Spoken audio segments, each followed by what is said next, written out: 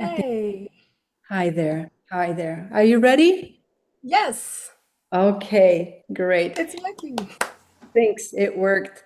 So, are you a recruiting professional, an HR, a manager, or a recruiter who is struggling to find talent that's adaptable, multilingual, and blooms in uncertainty? What if the secret isn't more recruitment, but a little known talent pool already out there? And it's called third culture kid or adult third culture kid, what we call them TCKs. These globally raised professionals navigate cultures easily. They think beyond borders and can be the quiet superpower for your growing company needs. So, hello, I'm Tanya with TPTalks, and today I'm joined by Tanya Crossman, expert in third culture kids' experiences and intercultural leadership. She has 16 years of guiding global experience in mobile families, educators, and organizations. Tanya helps leaders navigate cultural complexity. Today, we'll explore this little known talent pool called third culture kids, their value to global teams, how to find and retain them, this incredibly adaptable talent. Hello, Tanya. Thank Hello, you. Tanya. How are you?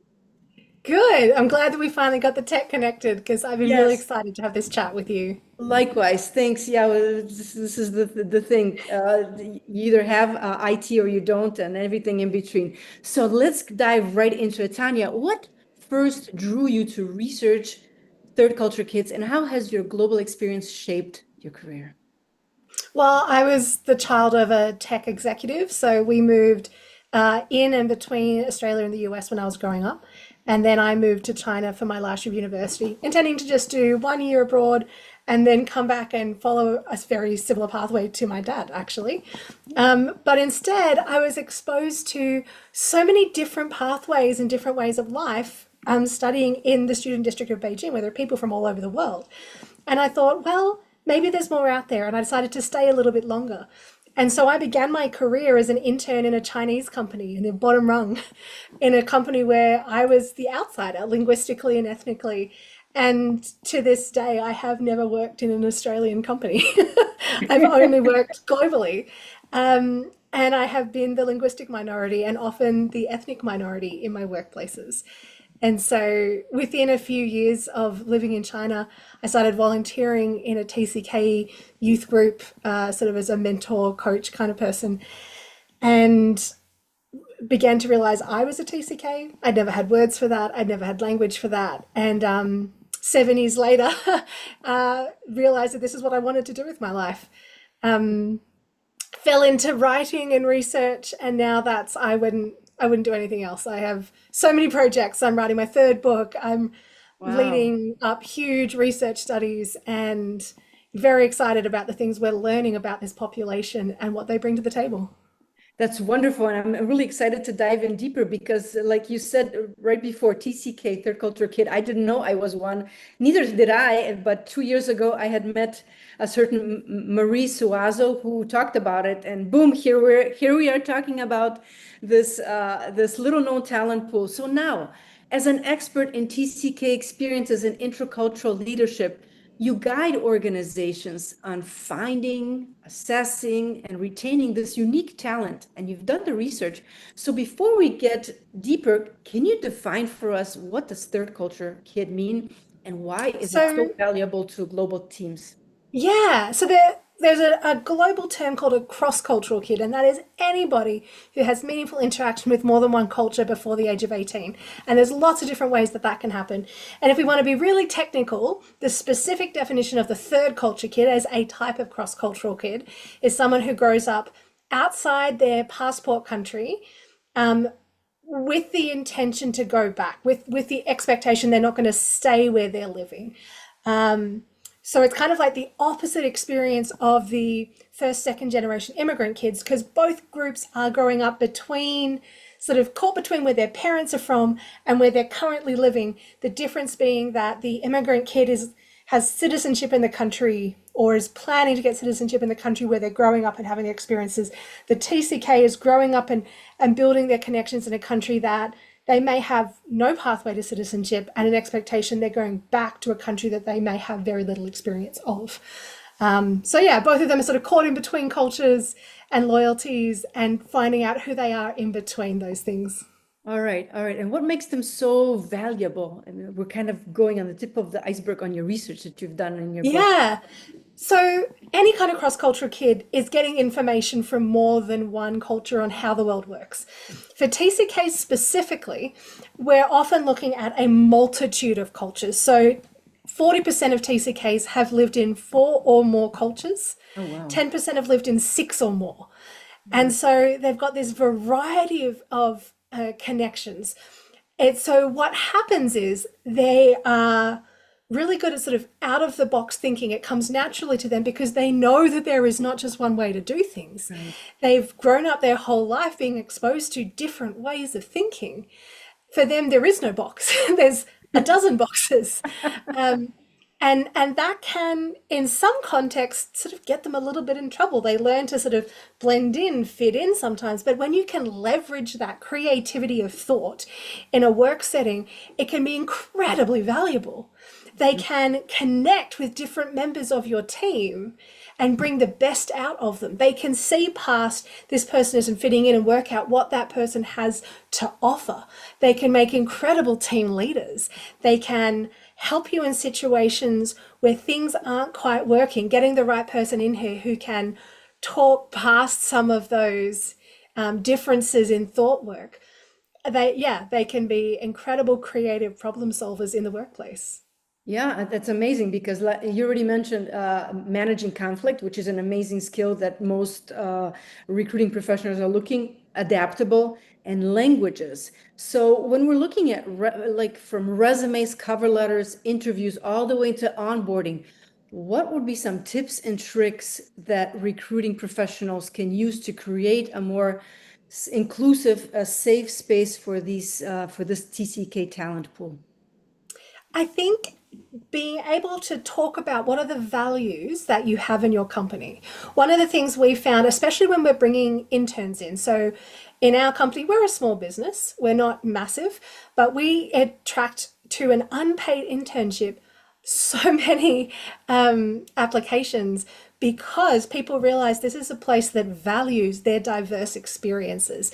And a big way in which we do that is the core company values. We ask them to read our values and say how they espouse those values, how they fit in with those company values as part of their application. And that is a huge part of how we find people who are the right fit. And if your company values are going to give them an opportunity to demonstrate that they have these skills, that's going to help you find these people. So if you have company values or you have workplace values that you can give them, like, here, please talk about how you match this value that we have. You're going to get stories out of them. So you have things like we value flexibility or adaptability. The way we phrase it at our company is pivot easily. That's one of our core values, is the ability to pivot easily. And then we just say, here's what that value means to us. Show us how you've espoused that value in your life.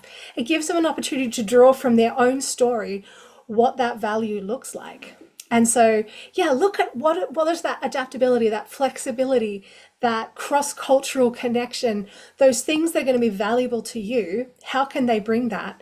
And often when you give people the opportunity to tell their own story, they'll come up with examples that you could never have dreamed up if you were asking for specifics. Well, that's really eye-opening because usually as recruiting professionals, we all have like little questions, and the first intro Yes. would be with the recruiter who does the tech check, if everything ticks on the 3 to 5 most common skills, then it goes to HR, then it goes to the hiring manager. And often, and I speak for myself, maybe for others, please let me know in the comments below. We're so stuck for time and these questions that we have a hard time Yes. kind of getting out of that box. So having said that values are important and demonstrating skills through these values, Yeah. now where can we find these TCKs? Because often I feel that traditional talent pools kind of forget them, they blend in. Where can we find them? Well, one, as you said, sometimes they blend in. You have people like me, I would never have known that was who I was, right? But if you'd given me a chance to answer a question that was value based, those stories would have come out very quickly. And you could go, oh, this is someone who knows how to do these things. When was a time when you were in the minority? When was a time when you had to deal in a cross cultural setting? When was a time that you were the new person? Things like that, to see how you deal with these kind of situations. When you keep that in mind, the stories will come out very quickly. Because one thing that you'll find in the TCKs is that we will blend to the situation, we will try to fit in. But if you give us an opportunity to talk about our background, we will take that opportunity. So having just a couple of flexible questions that give an opportunity to talk about how that background has informed your ability to produce those skills can be really, really helpful. Because asking, how are you a TCK? That's not going to be useful. I mean, you have so many people with these experiences like you or me who would never have known that language. Right, right. But recognizing the skills that this talent pool have and the experiences which make them beneficial in the workplace gives you a different way to approach these kinds of interviews. And it may be that it becomes a question that goes on an application form before they get into an interview. Right. And you're like, That's oh, this incredible. person like identifies with some of these values, or this person's had some of these experiences, and so they get flagged onto the top of the pile. It might be before they even get into that interview that you've already flagged, this is someone I want to ask specific questions to. There's a lot of different ways to do that. So, yeah. Right, because on resumes, often what you have is like, I've worked at McDonald's, I did this and that and the other, and it resulted in this. And Yeah. then on the bottom left, you've got the languages, and it's kind of forgotten, whereas the TCKs, they're well known to be bilingual, trilingual, or multilingual. And so how to put the languages and the experiences together to say, voila, here I am, the TCK, how Well, the other thing to keep in mind is not all TCKs do have multiple languages. So I was living between two English speaking countries. You have a lot of TCKs who were, if you're moving countries every 2 years, you are not getting fluent in all of those languages. You cannot be at an essay writing level in all of those languages. And you may be going to international school, so you're doing all of your education in English, or all of your education in French, or all of your education in German. And so not all TCKs have, they might have colloquial, casual, conversational level in a couple of languages, but they don't have business level capacity in all of those languages. And so they will downplay their language skills because they feel the lack of language. So that's something that comes up with a lot of TCKs, is feeling guilt over a lack of language. They will often downplay their abilities in the languages that they do have, or the bits and pieces of languages that they do have, because they know they aren't fully fluent in all of them. So that's something that comes up. In fact, in a survey we did with over 1,600 third culture kids from 92 countries, we gave them a whole list of different strengths that are often associated with TCKs and said, is this one that you see in yourself? Yes, somewhat, no. The one that had the lowest rate of people to say yes was language skills. Interesting. So many TCKs, like it was the only one that was under 50% was language skills, because so many TCKs do not see that as a skill of theirs, even when they do have exposure to so many languages. So they may not even be putting it on their resume, even if it's there.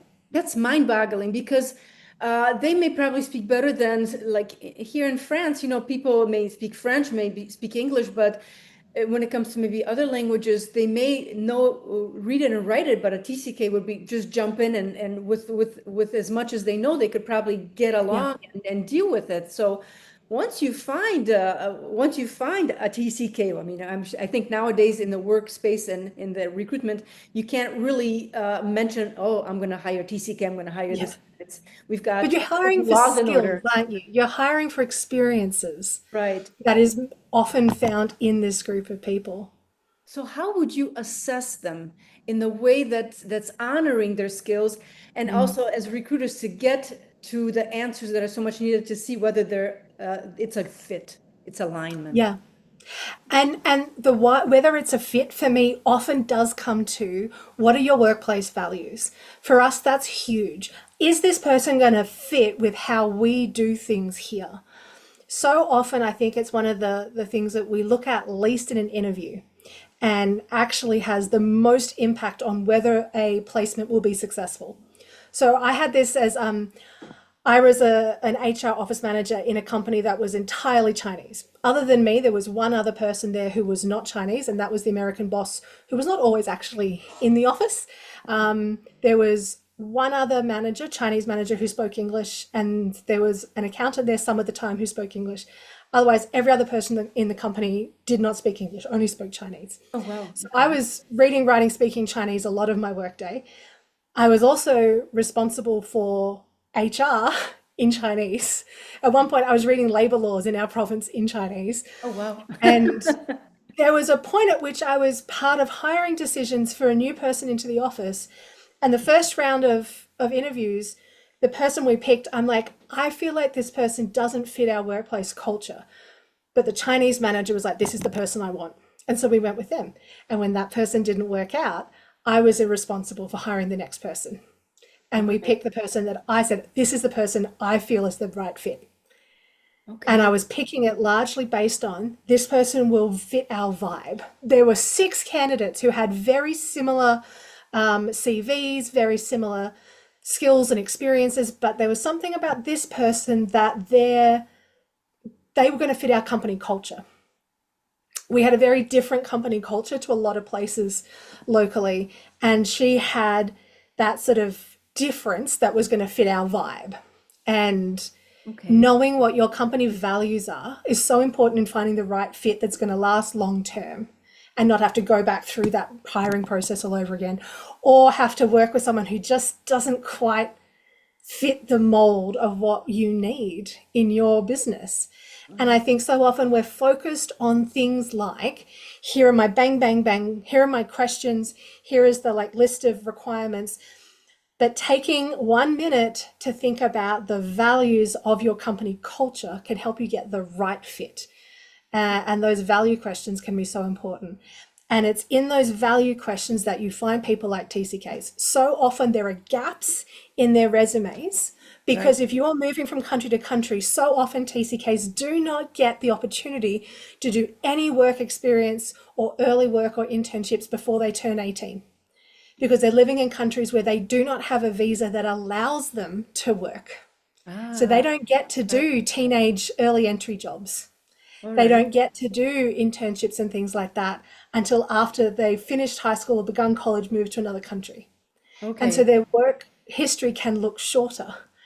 And so Mhm. having questions that look at more than just how much have they done, but look at who they are and how their experiences match your company values is really important to catch those people. This is such a valuable information. What you're just saying is to have that conversation on the values and to have an open conversation with open questions to see how the fit is, Yeah. which leads I me mean, you still nicely. want to be deliberate and careful about those questions, Of but course. not like complete open season. You want to be very thoughtful about what do we need in this role to make this work out, right? You want to invest well in your recruitment. You want to have a clear idea of what you need to fill this position and to make it work well, including not just your skills, but the company culture and what kind of soft skills are going to be required. Like there's the hard skills you need, but you also need soft skills. You need, maybe this role really needs someone who's good at managing people or who's good at conflict resolution or who's good at bringing the best out of others, right? Those kind of soft skills can be harder to elicit in an interview unless you have, as you say, some more open-ended questions that ask about, give me a situation where you espoused this value, Mhm. and that can help you see what this has looked like in practice, and that might not be in a work setting, it might be in a cross-cultural setting.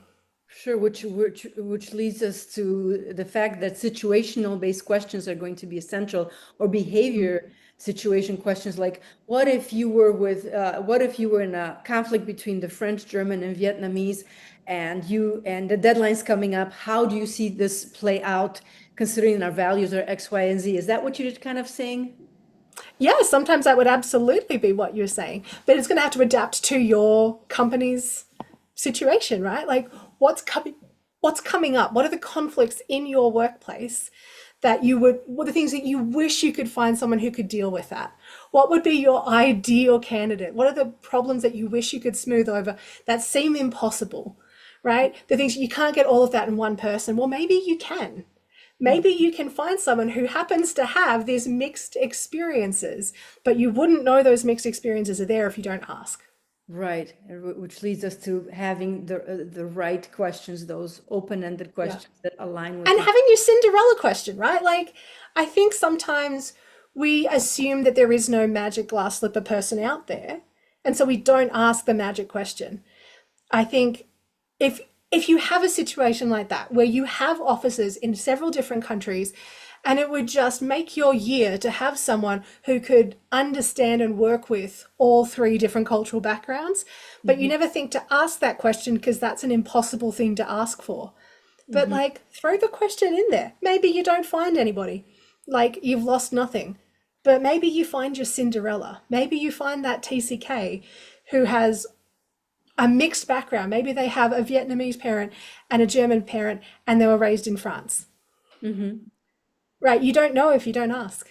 It's really thinking out of the bottle. I say out of the bottle, literally out of the Yeah. bottle. We often, in a recruiting profession, often we're so fast and ready, and we don't take the time to think of these types of questions, which I hope recruiting professionals who are watching this, you can take some note for next time to have this in mind when you're asking these types of questions, because assuming is not is I always say assuming is a dangerous thing to do. It always ask, right?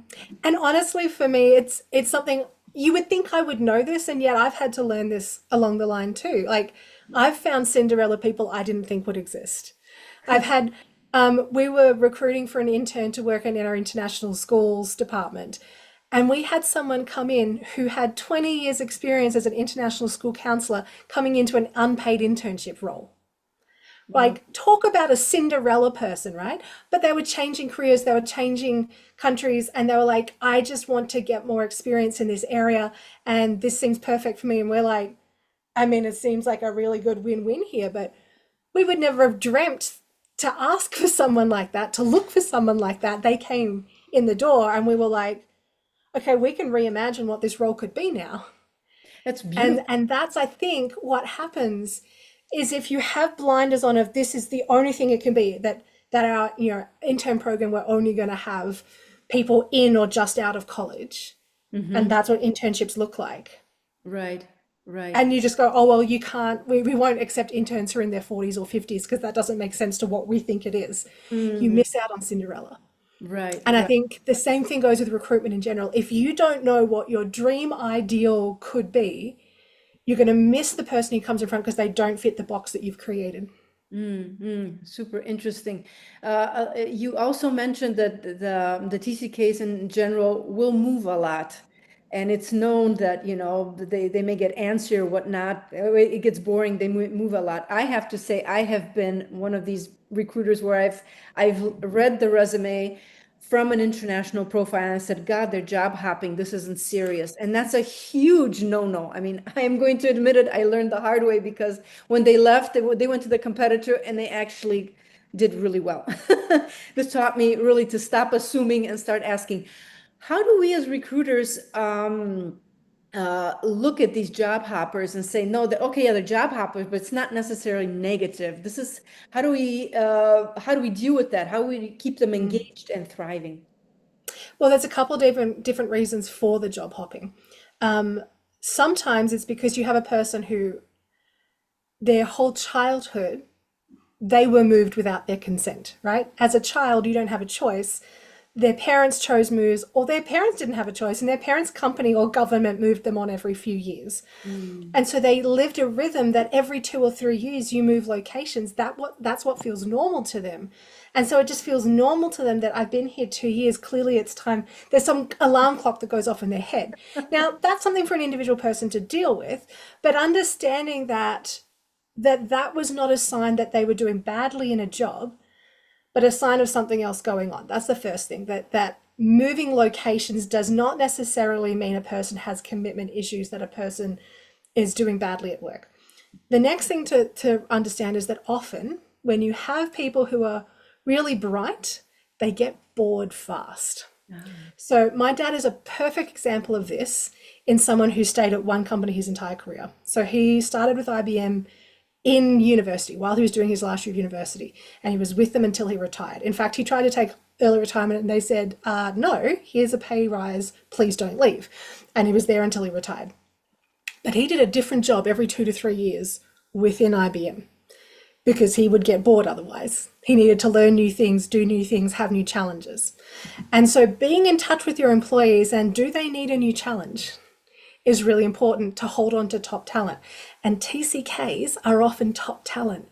They've been going, I mean, you look at the schools that they're at, often they're at IB schools, they're at these top level schools where they have been intellectually challenged throughout childhood.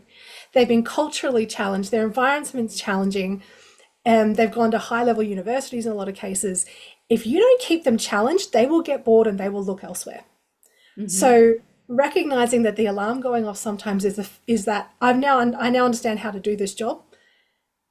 And if you don't give me another challenge, which might mean a promotion, it might mean moving to a new department, then you're not going to get the best out of me. I will get bored and I will go look for a challenge elsewhere. But if you can give me a challenge here, I will stay with you and I will be incredibly loyal. okay, so what I hear is that consistent communication between the manager, the teammates, and the TCK is important and vital to communicate how things are going and when they're getting bored Well, or how to yes, but challenge. if you have someone, a TCK especially, someone who has one of these backgrounds where you see a lot of change or you see, if they're doing really well, that doesn't mean that you leave them alone. You still need to check in. Often Okay. we only check in when people are struggling a bit and we're like, oh, we need to make sure that they up their game and like, but if someone's doing well, we just kind of let them cruise. Actually, if someone's doing well, especially if they have one of these histories, that's when you need to check in if they need a new challenge. Okay, so really check in frequently, regardless whether they're doing good, bad, or ugly. Always check in, have a regular system of communicating and making sure that Yeah. things It are doesn't have to be heavy. It can be a very simple, like, right. how are you going? Is there anything new you want to try? It's a Mhm. simple question to ask, but it can make a huge difference. Okay, yeah, it could be like a coffee break or Yeah. a water break next to the I don't know, a water stand or whatnot. It can be also a casual conversation just to check in Hmm. if things are going all right. Yeah. Wow, wow. Well, I think we can go on and talk about this, but Yeah. as we're as we're slowly concluding this live, looking back on your journey, what would be one piece of golden advice that you would give to people who are hiring global? Most sort of globally raised people are looking for a place to belong. And if you can create an environment in your company where they feel that they can be their whole self, that they're accepted as being multiple different places, they will bring all of their skills to you, including their ability to learn quickly, to put things into practice and grow. And you will have not just loyalty to your company, but loyalty to your location. Because once they have that sense of community and belonging, the alarm clock in the head starts to calm down. Okay, so the magic word is loyalty. Would that be Yeah. correct? Okay. Yeah. When you create a safe place of belonging, loyalty becomes huge. All right, the magic word, safe space and loyalty. Well, thank you so much, Tanya, for this. So, what is next for your company, TCK Training? What are some exciting projects and where can we find you? TCKtraining.com is where you will find us. You'll find us at TCK Training on pretty much every platform. I've just finished a whole bunch of projects that all launched in the last month, so I'm taking a holiday in a couple of weeks. Oh, good for you. Basically mandated by my bosses. So our latest research just came out, which demonstrates that preventive care works for TCKs, and there's so much we can do to make sure that they do really well as adults. And also a brand new resource on an Asian context debrief, so supporting Asian families who are raising kids abroad, which is really exciting. Wow. Well, thank you, Tanya, so much for sharing these fabulous insights on navigating the beautiful complexity of finding third culture kids for future global teams in any company. And to our listeners and followers, You've just heard from someone who's turned cultural intelligence into a competitive edge. If you found value in today's chat, connect with Tanya Crossman, who is close to Sydney, right? Yes. Yeah. Information will be right below in the caption. And thank you for joining us on TP Talks Working Global. I hope you've discovered at least one golden nugget to guide you in your international hiring practices. Keep following for more stories that illuminate life and careers across culture. Until next time, keep your feet on the ground and keep reaching for the stars. Thank you, Tanya. Thanks, Tanya.